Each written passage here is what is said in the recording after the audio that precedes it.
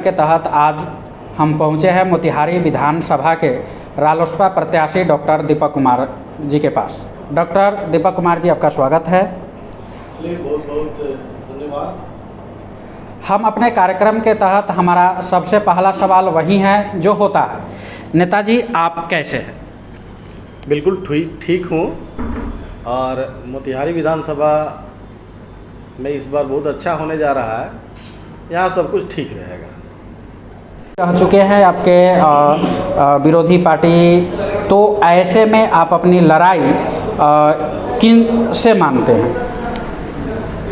देखिए, मंत्री रह चुके नहीं, अभी मंत्री हैं। मेरी लड़ाई जो है यहाँ के समस्याओं, मोतिहारी को कैसे विकसित, शिक्षित, समृद्ध, खुशहाल बनाया जाए, इसके लिए है। किसी पार्टिकुलर व्यक्ति के लिए ये लड़ाई नहीं है।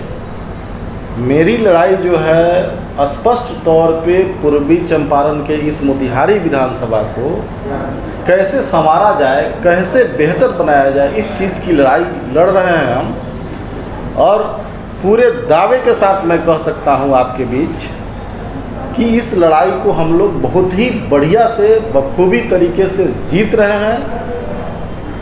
मोतिहारी विधानसभा में परिवर्तन होगा और यह परिवर्तन सिर्फ सत्ता का परिवर्तन नहीं होगा, मोतिहारी की वस्तु स्थिति बदलेगी, यहाँ का व्यवस्था परिवर्तन होगा, मोतिहारी परिवर्तित दिखेगी आपको।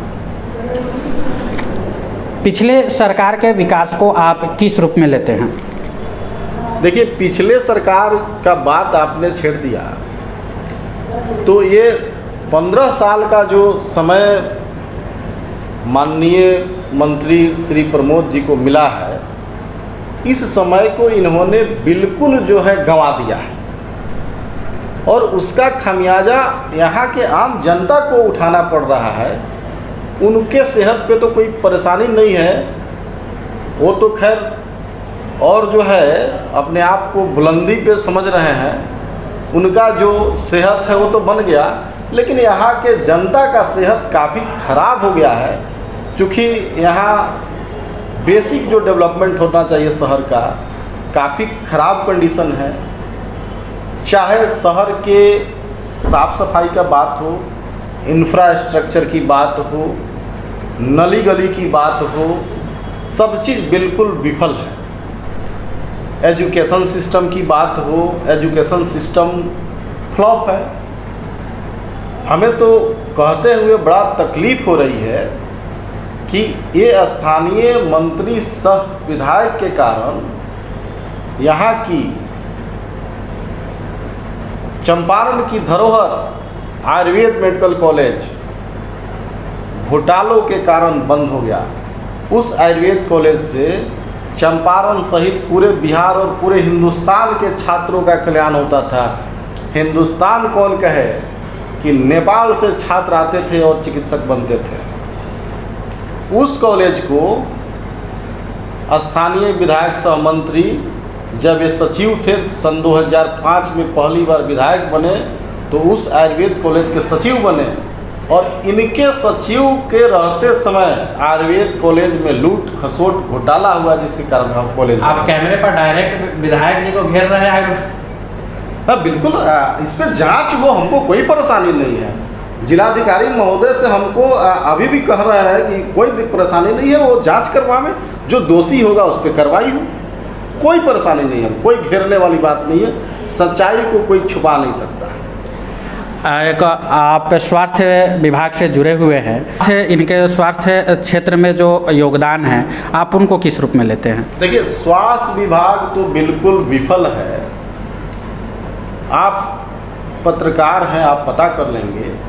स्वास्थ्य विभाग में आज के डेट में टिल नाउ 50% से ज़्यादा सीट रिक्त हैं। जो सृजित सीटें हैं, चिकित्सक का, नर्स का, आयुष चिकित्सक का, पैरामेडिकल स्टाफ का या 4th ग्रेड कर्मचारी का, उसमें जो है 50% से ज़्यादा सीटें रिक्त हैं। तो जिस विभाग में 50% से अधिक सीट रिक्त हो, उस विभाग से मतलब बेटर रिजल्ट का उम्मीद करना ही बेकार है।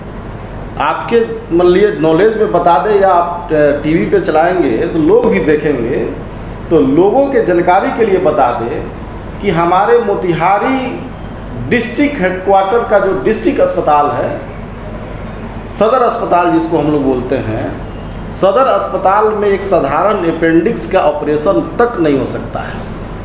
ये बहुत बड़ा आरोप है कि जिला के किसी जिला के सबसे बड़े अस्पताल आप पता कर लेंगे। ये है हमारा बिहार सरकार। एक सदर अस्पताल में जब एक अपेंडिक्स का ऑपरेशन नहीं हो सकता है, तो इतने जो लाखों गरीब, मजदूर, दलित, पिछड़ा, जो भूमिहीन, अर्थहीन जो लोग हैं वो कहाँ जाएंगे? वो मजबूरन प्राइवेट निजी अस्पताल में जाते हैं। मजबूरी में पैसा के अभाव में या तो इलाज ठीक से नहीं होता है, या चंदा मांग के होता है, या कुछ लोग बिना इलाज का जो है स्वर्ग सिधार जाते हैं। ये स्थिति है हमारे स्वास्थ्य विभाग का। आपका मैनिफेस्टो क्या है अपने विधानसभा क्षेत्र के लिए? देखिए, विधानसभा को विकसित, शिक्षित, समृद्ध बनाने का लक्ष्य है। मैनिफेस्टो की बात करेंगे तो हमारी तो बातें बहुत है, बहुत सारे मुद्दा हैं, लेकिन शायद आपका समय कम पड़ जाए, मेरा समय कम पड़ जाए सभी मुद्दे पर बात करने का। तो मोटा मोटी हम आपको बता दें, संक्षिप्त में हम बता दें कि शिक्षा, स्वास्थ्य, रोजगार, किसानों के समस्या का समाधान, छात्रों के समस्या का समाधान, ये मुख्य है। यहाँ का रोड, नली, गली सब बेस्ट हो, ये चीज़ हम लोग का मुख्य है। वैसे RLSP का, राष्ट्रीय लोक समता पार्टी का एक 6 सूत्री योजना है जो सारे लोग जानते हैं, आप लोग भी जानते होइएगा। एक हम लोग का स्लोगन चलता है कि हमारी जब सरकार आएगी तो पढ़ाई, दवाई, कमाई, सिंचाई, सुनवाई, करवाई सुनिश्चित करेंगे। मतलब पढ़ाई का मतलब हुआ कि एजुकेशन से रिलेटेड सारे चीज़ों को ठीक करना, मतलब पढ़ाई। दवाई मतलब स्वास्थ्य से रिलेटेड सारे समस्या को समाधान करना, दवाई। सिंचाई मतलब किसान के समस्याओं को ठीक करना। कमाई मतलब रोजगार का सृजन करना। करवाई कोर्ट कचहरी में जो समस्या, घूसबाजारी, भ्रष्टाचार होता है उसको ठीक करना। और अंत में सुनवाई, मतलब वो भी जो है लॉ एंड ऑर्डर से संबंधित जो बातें हैं। तो ये हमारा पढ़ाई, दवाई, कमाई, सिंचाई, सुनवाई, करवाई का जो है एक मतलब सिस्टम है, इसको हम लोग लागू करेंगे। यहाँ सिर्फ मोतिहारी विधानसभा में नहीं बल्कि पूरे बिहार में हम लोग इसको लागू करेंगे। शिक्षा बेसिक चीज़ें हैं। यहाँ हमारी जो पार्टी है, इस चुनाव में एक नारा गढ़ी है। इस नारा को आप लोग अपने चैनल से बताएंगे कि अब की बार शिक्षा सुधार वाली सरकार, उपेंद्र सरकार। मतलब शिक्षा पे हम लोग का विशेष फोकस है।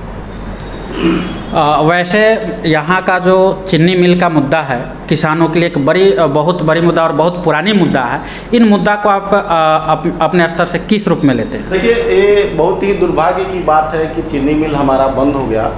और इससे भी दुर्भाग्य की बात है कि यहाँ 2 मंत्री रहते हुए, केंद्र में कृषि मंत्री रहते हुए, बिहार सरकार की मंत्री रहते हुए चीनी मिल का बंद होना ये अपने आप में दुर्भाग्य की बात है। नहीं बंद होना चाहिए। चीनी मिल के कारण अगर चलते रहता तो हजारों किसानों को कैश पैसे का व्यवस्था होता था।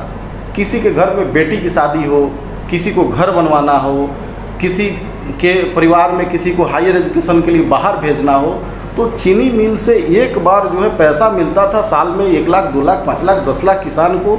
तो एक जो है कैश पैसा आता था, उसके परिवार का जो है भरण पोषण और अच्छे तरीके से सारा चीज़ चलता था। चीनी मिल के बंद हो जाने से जो है किसान रोड पे आ गए। दूसरा, किसान जो मजदूर चीनी मिल में काम करते थे वो भी रोड पे आ गए।